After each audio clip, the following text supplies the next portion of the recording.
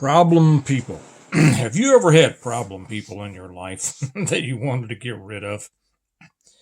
I've had more than my share, and I'm going to talk about that. Getting rid of problem people. Welcome to integrative preparedness, and I haven't decided yet whether I'm going to put this, whether I'm just going to keep it on the Patreon channel, or whether I'm going to let this go up on the YouTube channel also. It just depends on how deeply I get into it. I was reading a book that was loaned to me by Link Lambeth. Those of you on Patreon know who Link is.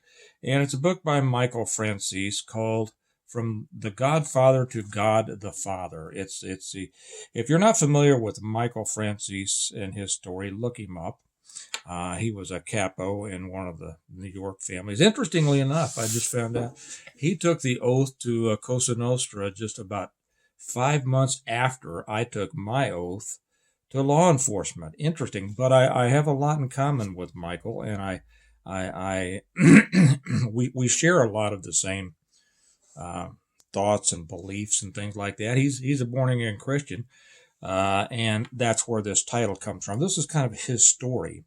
About how he came up through the ranks of Cosa Nostra, the mafia, as many people say, and then his life changed, as mine did, in a different way, and it brought back a lot of memories. Matter of fact, reading this stuff, I don't think about these things. I haven't thought about them for years, and all of a sudden I read something like this, and bam, there they are. And I'm gonna probably talk about, because I haven't talked a lot about this stuff, and most of the people on these channels don't know that much about me. And I try to keep it private, but maybe I shouldn't. Maybe I should let more of it out just to give people an understanding of how I know what I know and where I'm coming from. All right? Okay, so I may put one up. I don't think it's going to be on YouTube, but I'll probably put one up on the Patreon channel, not today, not tomorrow, in the next week or two, but when I had two mob contracts on me, and the fun and games that ensued in that. By the way, speaking of dealing with problem people, welcome to all of the new people who have joined both the Patreon and the YouTube channels. It's great to have you. You have joined a great bunch of people.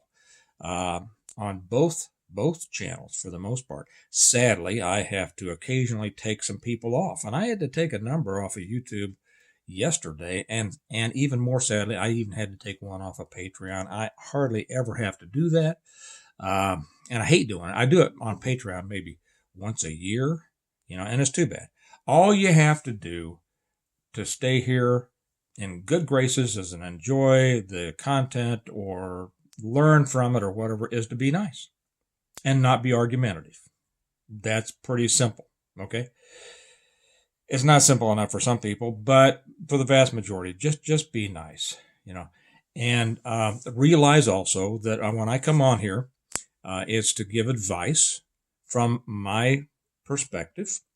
It's from my experience, and I have the things I talk about. I have quite a bit of experience, and I don't just come on here and blow off. And I know what I'm talking about. You can learn from it if you choose. If you don't have to. You don't have to listen to it, right? You don't even have to agree with me. But you can't come on and argue, because that's rude. It's disrespectful. That's not what this channel is about. YouTube channels, Patreon channels, for anybody. It's not a free fire zone for anybody that wants to come in and argue with the host. Okay, it's just not. You don't want it?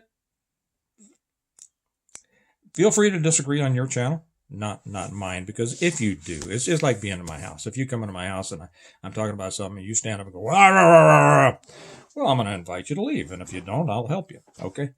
So welcome to all the good folks, but I don't put up with any BS. Okay, you're rude, you're argumentative with me or anybody else, you're gone. Okay. Now let's get to the fun part. Getting rid of problem people. The story I'm going to tell you is a lot more fun than what I just talked about blocking somebody here. When I was undercover, and many of you know, like, did I already say this? I might have. I worked undercover with the Federal Organized Crime Task Force against organized crime. Okay. I'd come out of a narcotics unit, worked organized crime. They asked me to come in there. Long story short, because I knew a bunch of the guys, it was kind of a unique situation because I already knew a bunch of the guys, in the mob. And to work undercover when you already know them is weird. I've told that story a little bit before. Maybe I'll tell it again sometime, not today. So anyway, during that, I developed information that indicated that one of my superiors, a very high up superior, was taking payoffs, and that was he was essentially owned by the mob. Unusual, not unheard of, but unusual, and that was why some cases weren't would pull search warrants and nothing would be there, and we'd go, well, wait a minute, what? This isn't right. So anyway, I found out, and and they transferred me out of the unit, and I was head of a unit. But when I went to, boy, this is getting more difficult. I went to another superior to tell them about it. Guess what? Yeah, they were hooked into.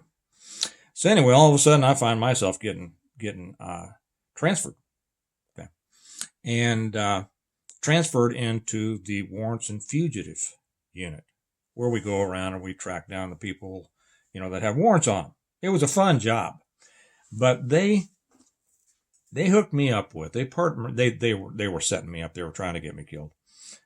They set me up with a deputy who was on. He was disabled. He had had a stroke. He couldn't talk. And he was just they had used him as kind of the mail carrier around the office. The guy was a real ass.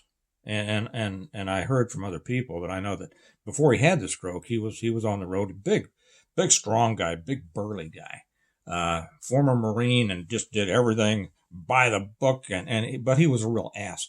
I heard that he would come up behind new guys in the squad room and just to screw with them, he'd come up behind them, put them in a chokehold, and choke them out right there in the middle of the squad room.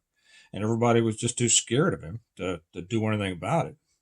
I know, weird, but he couldn't talk, and he would do things. So they paired him up with me, and it would be things like we'd be in downtown, and our office was in one building. We might be walking over to lunch, okay, and I would cross, not in the crosswalk. This guy was such a rule follower. I would cross maybe in the middle of the block, right? Ooh, big deal. And he'd go, no. This guy would just go berserk. Well, I knew what they were doing because he couldn't talk. And if I got my butt in a jam, he couldn't talk on the radio to get help.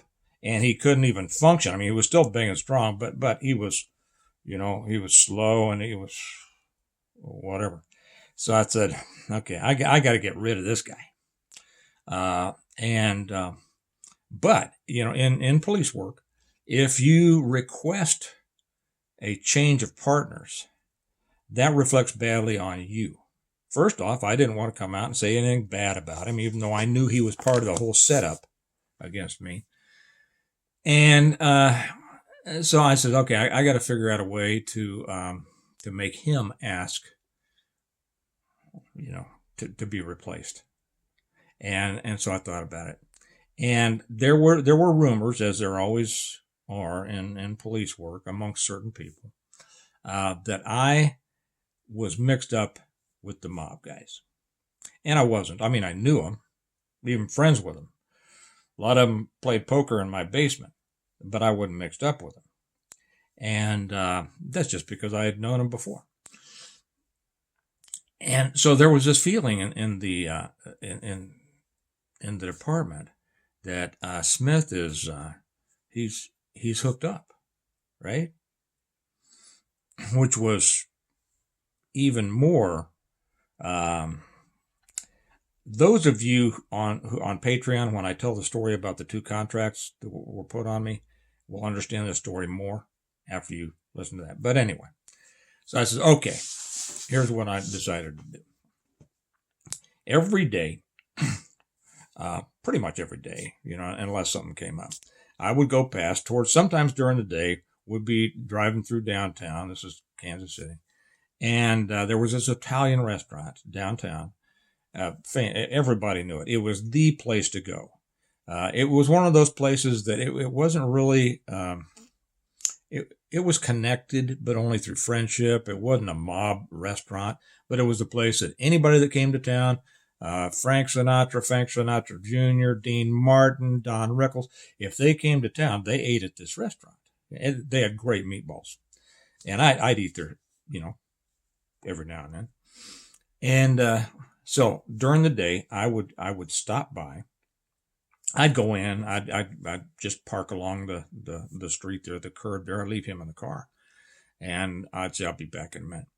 And I'd go in. I'd go to the bathroom, or whatever. And before I came back out, I'd take several $100s out of my wallet. Now I always carried, I'm not going to get into that.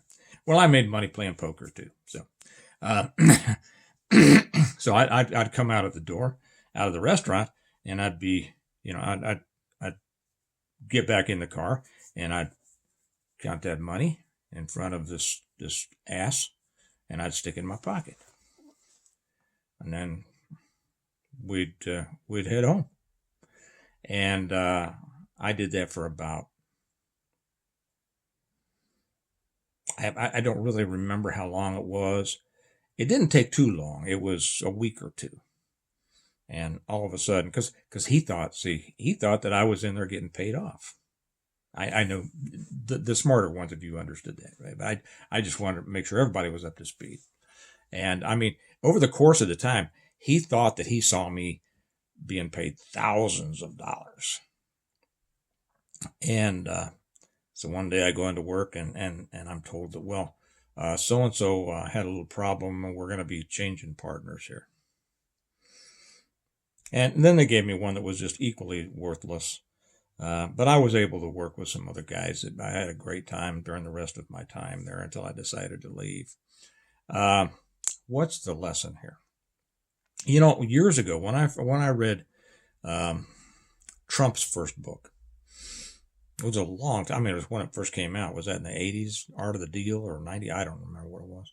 But there was a statement in there that said, it's not the people you fire that cause you the trouble.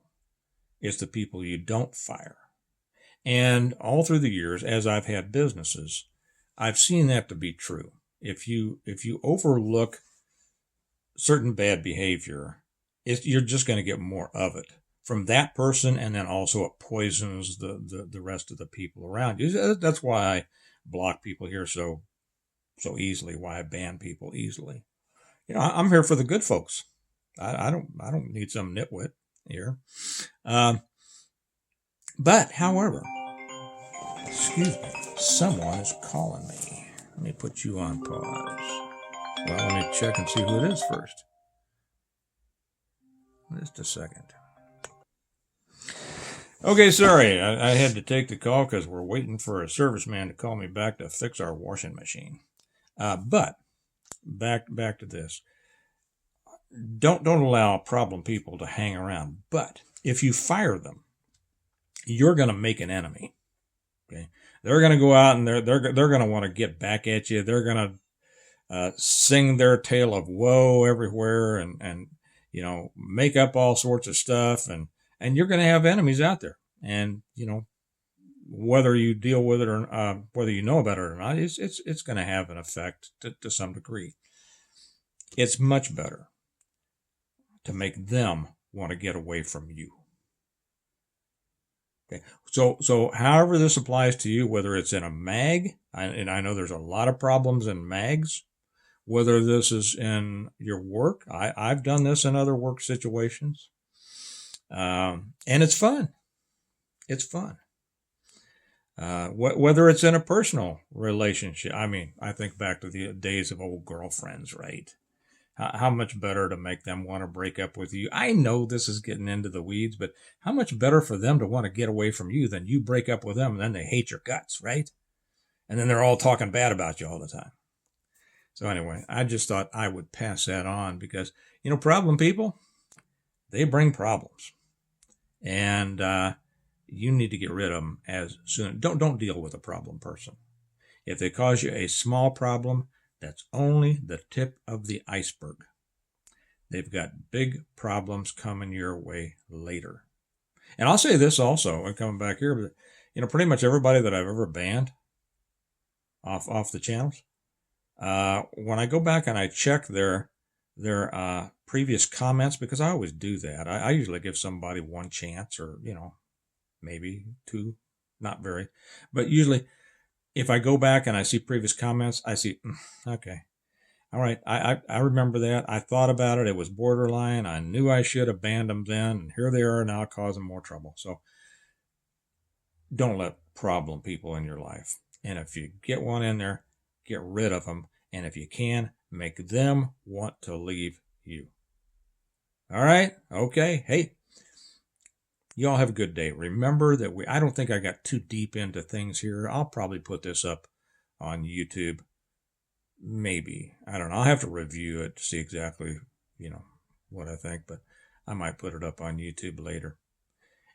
Y'all have a good day. Remember that we prepare well today in order to live well tomorrow. And part of preparing well is making sure that the people around you are people that you can trust and are positive and aren't going to shank you in the back. And I'll talk to you later. Bye-bye.